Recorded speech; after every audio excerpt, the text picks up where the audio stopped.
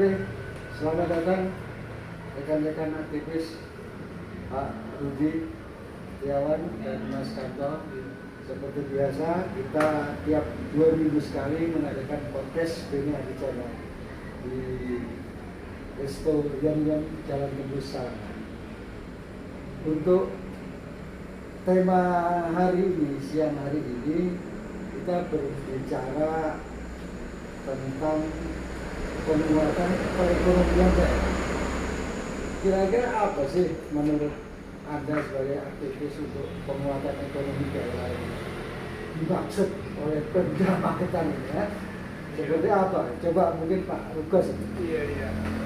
Sebenarnya kalau berbicara tentang ekonomi ya, itu kan ada beberapa variabel yang harus kita kuasai. Di situ ada potensi alam, ada potensi sumber daya manusia yang apabila dimaksimalkan secara optimal, dibagikan, akan diharapkan menjadi sebuah kekuatan. Nah, ekonomi. Coba saya tahu, maksudnya kekuatan itu meningkatkan pendapatan gitu. Betul, meningkatkan pendapatan.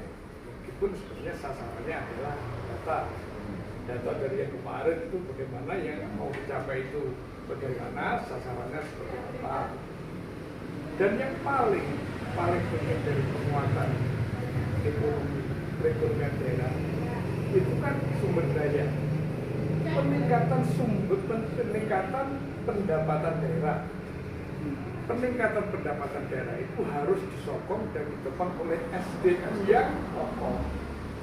Tanpa SDM yang kokoh, maka tidak akan ada APBD yang kuat untuk menopang kebangkitan perekonomian daerah. Terus saya potong lagi, yang dimaksud kokoh ini juga termasuk tidak korup ya? Iya, tidak korup. Ya kalau kokoh tapi tetap korup kan sama aja. Korup itu berarti tidak kokoh secara mental, secara moral. Oke, lanjut. Ya. Yang susah itu bukan mental ya. Nah, SDM itu sesuatu yang sangat mutlak untuk dibenahi dalam rangka menuju perbaikan perekonomian daerah. Nah, bagaimana cara membangun sumber daya manusia? Karena sumber daya manusia itu saya pikir di semua daerah akan menjadi sama apabila tidak dikelola dengan baik. Nah, kita mempunyai histori yang luar biasa mengenai SDM. Kita itu punya banyak orang yang penting menjabat pada posisi di pusat. Itu luar biasa banyak. Jenderal kita banyak. Di setara kementerian banyak. Nah, sebenarnya kita punya histori orang pintar. Nah, itu bagaimana tinggal cara kita mengelolanya menjadi histori itu menjadi sebuah kenyataan lagi, terulang gitu. Terulang. Kita pernah punya orang yang mempunyai potensi bagus. Sekarang semakin turun, nah kita harus naik dia menjadi terulang kembali ke memang betul-betul punya turunan orang pintar. Nah, kalau berbicara secara utuh, secara spesifik sumber daya manusia dan peningkatannya memang saya kurang untuk memahami. Akan tetapi ada poin penting yang harus dilakukan oleh pemerintah dalam melakukan perbaikan perekonomian daerah, yaitu demi meningkatnya PAD, yang tentu dalam rangka menuju peningkatan PAD itu harus didukung oleh SDM yang mumpuni. Nah, tanda tanya besarnya adalah pembangunan SDM, termasuk tadi pembangunan moral, mental, baik masyarakatnya, baik pejabatnya, baik dewannya. Ayo kita sama-sama bangun dengan berdasarkan mental dan moral yang cukup untuk mendukung SDM yang bagus dalam menopang perekonomian daerah yang kuat. Itu kira-kira. Terus spesifiknya apa yang pembangunan apa atau proyek apa yang bisa lebih besar peningkatannya. Kan kita punya potensi pasar, punya potensi wisata, pasar hewan dan lain sebagainya. Kira-kira yang mana itu kalau menurut? Iya, pasar itu juga sangat penting sekali untuk sirkulasi keuangan. Di situ terjadi transaksi yang luar biasa. Sampai saat ini kita ada sedikit angka yang kita punya mengenai pasar sayur itu satu hari itu bisa 1 M. Perputarannya ya. Iya, arti. Padahal kondisinya seperti itu. Kondisinya seperti itu. Nah, karena memang fasilitasnya sudah mulai rusak, sudah mulai ketinggalan zaman, jadi dia ini mempunyai pemikiran bahwa penguatan perekonomian daerah itu salah satunya adalah dibangunnya revitalisasi. Jadi pembangunan ulang. Ya. Revitalisasi pasar sayur. Itu kapan itu? Apa sudah masuk rencana? Itu baru apa pemikiran yang saya terima di samping 4 poin yang lain. Dan kabar-kabar tentang informasi keuangan. Dan memang pada kenyataannya pasar sayur memang butuh sentuhan agar sirkulasi keuangan itu bisa ditambah cepat,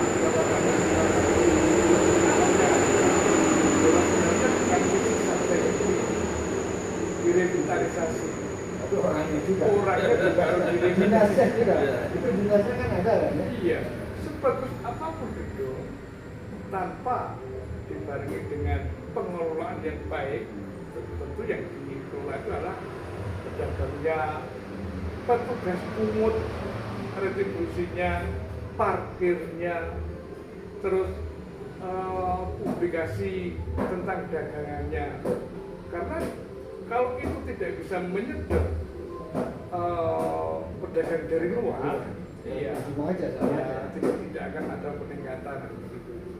Itu luar biasa itu pasar saya. Terus kalau menurut Pak Rudi, konsepnya apa ya untuk pembangunan ulang? Apakah masih konsep pasar tradisional atau harus ditingkatkan menjadi pasar modern? Kalau ada gimana? Kalau di Magetan, menurut pandangan kami yang lebih tepat itu pasar semi modern. Belum ke modern. Belum saatnya. Jadi separuh tradisional, Iya. separuh Iya. masih modern. Karena kita melihat kebiasaan masyarakat kita, kekuatan daya beli. Sekarang sebenarnya kalau kita berbicara daya beli itu kita bagi dua, kelas menengah ke bawah, menengah ke atas. Kalau kelas menengah ke atas, taruhlah seandainya grup PNS itu lurah ke atas, mereka nggak belanja di Magetan. Perbatasan. Mereka lebih senang belanja ke pasar. Sayang sekali begitu. Kebutuhan pakai kan begitu. Jadi harapan kami setelah pasar revitalisasi itu terjadi, selesai, ya pola-pola belanja keluar daerah itu harus di-stop. Harus di-stop. Kalau bisa dipaksa supaya jangan belanja. Dipaksa. Ya, itu secara tidak sadar kita sudah melakukan kecolongan. Bangga terhadap pasar sendiri begitu loh. Jadi para yang mempunyai kebiasaan selama ini belanja di luar Magetan, ayo kita bangun Magetan sendiri dengan belanja di daerah sendiri. Tapi kan juga harus didukung dengan kualitas produk juga dong. Tentu itu juga harus dilakukan. Dagangannya, kualitasnya, harganya, pemerintah tidak bisa membiarkan itu saja. Artinya dengan konsep membangun ekonomi daerah, ada upaya yang sekecil apapun harus dipikirkan. Dengan begitu semua sektor diberdayakan, ada teladan, ada contoh dari kalangan menengah ke atas itu untuk memberikan contoh ajaan, ada kampanye. Saya berpikir ini nanti setelah pasar jadi ada kampanye dari Bunda, dari Magetan untuk bangga terhadap produk daerah dan belanja di daerah sendiri. betul dikampanyekan. Tapi jangan lupa juga harus ada survei. Kan kalau di perusahaan-perusahaan swasta itu mall-mall itu kan sebelum dia mendirikan mall dia ada kajian, Ya. ada survei. Itu juga penting juga kan untuk Ini mengukur, betul mengukur betul daya sekali. beli masyarakat. Ya. Betul. Jadi tentang daya beli, tentang tujuan revitalisasi pasar, terus sasaran yang mau dicapai, itu mestinya sudah ada kajian, studi kelayakannya, bahwa nanti apa yang dicapai dalam revitalisasi pasar ada di kajian itu. Nah, kajian itu sebaiknya disampaikan kepada masyarakat agar masyarakat menjadi paham, oh tujuan di revitalisasi pasar tujuannya untuk ini tuh. Oh, saya harus berperan untuk mendukung tujuan yang baik tersebut. Nah, kalau studi kelayakan itu tidak pernah disampaikan ke masyarakat, masyarakat nggak tahu. Ketika tidak tahu, muncul fitnah, muncul opini, muncul itu. Ngapain sih bikin pasar seperti itu? Itu karena mereka tidak tahu tujuan dari revitalisasi. Nah, membangun hubungan antara pemkab dengan masyarakat itu salah satu penguatan perekonomian daerah. Artinya di sini memang ada ketika studi kelayakan dari revitalisasi pasar daerah itu tidak disampaikan ke masyarakat, maka masyarakat tidak tahu. Kalau tidak tahu akan dia. Nah, ketidaktahuan muncul berita, muncul maju, muncul ketidakkompakan dalam membangun bersama bangsa. Begitu mungkin Pak. Oke, kalau Pak Rudi untuk penguatan pendapatan pertambangan Magetan ke pasar. Kalau menurut Pak Ranto kemana ya? Selain pasar ya? Jadi gini, kalau kita ngomong masalah penguatan ekonomi, itu kan sebenarnya banyak Pak. Penguatan ekonomi kita tuh APBD kita sebagian besar itu kan masih disokong dari pemerintah pusat. Pendapatan kita ini kenapa sih per bulan ini kan masih kecil? Pendapatan yang paling besar ini kan cuma di Sarangan. Tapi Pak Rudi aja sudah revitalisasi pasar. Pendapatan biar mendapat pendapatan itu kan sebenarnya banyak sektor. Satu, kita belum ngomong pariwisata ya. Satu, tambang. Tambang ini kan juga akan menambahkan PAD kan Pak Beni? Tambang. Bagaimana menertibkan tambang ini biar tertib? Yang lagi satu. Parkir. Bagaimana menertibkan parkir ini biar pendapatan lebih banyak? Wisata, pertanian, dan UMKM. Nah, tinggal fokus kita. Kalau menurut kita, menurut saya, secara spesifik aja. Ya semuanya harus seperti mau ini Magetan ini cuma kecil aja lah dipikir. Tapi kalau menurut saya, Sarangan ini kan potensi yang paling besar. Bagaimana Sarangan potensi yang paling besar bisa menambah PAD daerah? Jadi bagaimana memaksimalkan Sarangan itu biar tambah PAD-nya daerah? Untuk selain Sarangan ada lagi Telaburu, selain lagi ada lagi dia, kalau daerah barat. Tapi kalau daerah barat dia ada sekarang konsep baru yang sirkuit. Kalau sirkuit park itu bisa menambah PAD nggak Pak Rudi? Sangat kan? Tapi kan tidak bisa tiap hari sirkuit itu. Bisa. Kan sebenarnya Magetan ini sudah sama Pak Bendahara Pak Prawoto ini kayaknya sudah dibikin konsep yang barat sudah dikonsep menjadi ini barat Sarangan, yang selatan mana tuh kalau Parang itu daerah mana? Parang itu daerah selatan itu sudah ini kan sebenarnya tinggal bagaimana nanti Ibu Menteri ini memaksimalkan mana dulu ini yang mau saya kerjakan selain pasar sayur Sarangan ini mau diapakan lebih baik. Sarangan Telaburu ini juga dimaksimalkan, semua dimaksimalkan, otomatis PAD kita akan tambah. Tapi tidak kalah pentingnya ini adalah bagaimana membangun sumber daya manusia, bagaimana membangun karakter orang Magetan biar mencintai Magetan sendiri. Orang Magetan bisa mencintai daerahnya sendiri ya harus dibangun, dibikin nyaman Magetan ini. Bagaimana bisa nyaman? Nah, wong pinggiran Magetan aja ke Ponorogo atau Parapi, ke Madiun, ke Ngawi. Karena mungkin sebagian orang Magetan ini tidak nyaman belanja sendiri di Magetan. Apa yang bikin tidak nyaman? Konsep tata ruang kotanya mungkin kurang bagus, konsep pasar baru yang sebagai sentralnya juga kurang bagus, sarangan sendiri juga masih begitu-begitu saja, banyak ketahuan mau orang ngopi. Pas terus apa itu Parang itu banyak ke mana? Banyak ke Ponorogo, perbatasan itu banyak. Nah, bagaimana peran pemerintah dan itu bagaimana mengorkestra semuanya biar bisa menambahkan PAD kita itu. Tinggal bagaimana peran pemimpin kalau menurut saya. Apapun bagus programnya, apapun bagus programnya, tapi kalau leadershipnya ini tidak kurang mampu dibantu dengan kepala dinas sebagainya, tim-timnya yang di bawah ini tidak solid, ya maka kita akan begitu. Kalau menurut saya, Bupati selain program yang sudah ada, sarankan bagaimana membangun, diperbaiki lah, biar PAD tidak bocor. Setahun 30 miliar ya, 30 miliar berapa itu? Setahun 30 miliar. Bagaimana biar bisa menambah 40 miliar? Macetnya itu kan sarangan macetnya luar biasa. Bagaimana biar gak macet? Kan dari zaman ke zaman bupati-bupati kan gak pernah namanya bagaimana sarangan biar gak macet. Tetap ya macet-macet saja. Oh ya, tadi ada bilang soal bocor. Ya.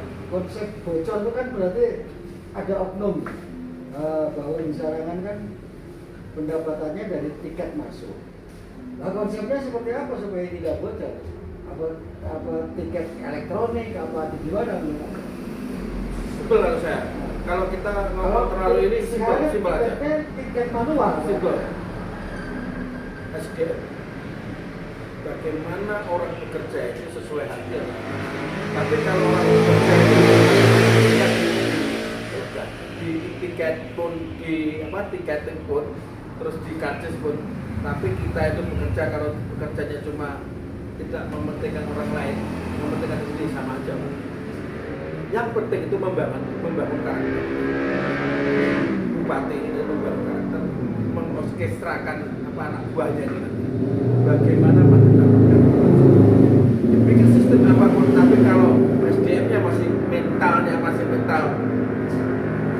Tapi teknis kan berperan. Kalau yang mal-mal dia sudah pakai apa namanya?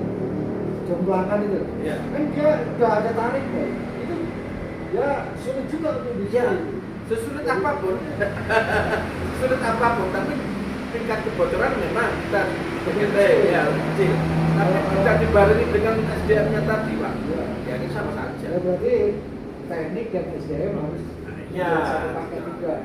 makanya dari itu, kalau menurut saya, semoga Burani ini dan Pak Suyat, Kang Suyat ini bisa mewakili rakyat, bahwa rakyatnya butuhnya ini. PAD Magetan kurangnya kayak gini, ayolah bekerja bareng-bareng. Magetan itu sangat ketinggalan, Pak. UMKM-nya sangat ketinggalan, pariwisatanya sangat ketinggalan, pasar sayurnya juga karuan, tapi rencana sudah ini. Pasar barunya ayo dibangun. Jangan-jangan cuma rencana aja, kan dari bupati ke bupati kan mesti ada rencana. Mudah-mudahan ini Ya, mudah-mudahan tidak, Pak. Kalau saya sih optimis saja dulu. Gitu. Oke, terima kasih. Untuk sesi terakhir, closing statementnya Pak Nudin itu untuk bupati kita yang baru ini gimana? Apa yang harus digenjot gitu? Singkat. Sebagus apapun program, misalkan berbicara perbaikan ekonomi daerah, orang kita itu Pemkab itu sudah mempunyai tim ahli yang merancang konsep-konsep tentang bagaimana agar kita itu kuat dan berdaya secara ekonomi. Itu kuncinya bagi kita membangun perekonomian daerah itu hanya dua: mengurangi tambah tutup kebocoran, karena pasar yang bagus sekalipun jangan sampai itu malah menjadi peluang kebocoran. Kuncinya tutup kebocoran di segala sektor, laksanakan konsep secara profesional dan akuntabel. Kalau teori bagus, pelaksanaan laksanakan secara profesional, kebocoran kita akan profesionalisasi. Itu benar karena apapun itu pembangunan, wah katanya yang seperti pasar, seperti ini, seperti itu. Jangan sampai pembangunan malah memperlebar kebocoran. Tapi kalau konsep pembangunan kecil, tapi kalau rapat kebocoran, saya pikir goalnya tetap akan optimal. Pesan kami, tutup kebocoran, lakukan program dengan profesional. Gitu. Ya, kalau saya gini, pesan saya sama Bunda sama kalian. Selain program-program yang sudah ada di media tadi, keputusan bupati, kebijakan bupati yang tanpa biaya, yang itu dieksekusi tanpa biaya itu banyak. Satu, salah satunya adalah ketika kita ngomong refugia, ketika kita ngomong blok guru, coba diselesaikan.